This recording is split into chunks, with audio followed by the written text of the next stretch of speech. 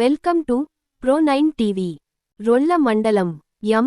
రాయపురం పంచాయతీ చిగమతిగట్ట గ్రామ పరిధిలో గల చెరువు నందు అన్యాక్రాంతముగా చెరువులో ఆక్రమణలు జరిగినట్టు స్థానికులు మండల తహసీల్దారు వారి దృష్టికి తీసుకురావడం జరిగినది. ఈ విషయమై పోలీస్ మరియు ఇరిగేషన్ ఏఈ రోళ్ల సెక్షన్ వారికి విషయాన్ని తెలియబరచి మంగళవారం చెరువును తనిఖీ చేశారు.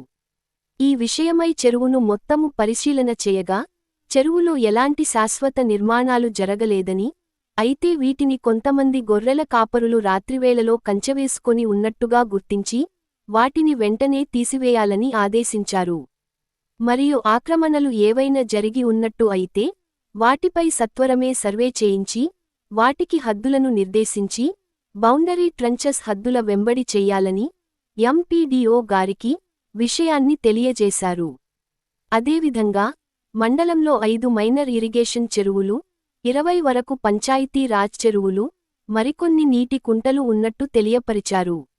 జలవనరులలో ఏవైనా ఆక్రమణలు గాని అన్యాక్రాంతము గాని జరిగినట్టు భావిస్తే వెంటనే మండల తహసీల్దారు వారి దృష్టికి తీసుకువస్తే జలవనరులను సత్వరమే సర్వే చేయించి ఏవైనా ఆక్రమణలు ఉన్నట్లయితే GO number 188 Panchayati Raj department వారి నియమానుసారం నోటీసులు ఇచ్చి వెంటనే Panchayati Raj, revenue, irrigation, police department వారు వెంటనే ఆక్రమణలు తొలగిస్తామని తెలియపరచారు.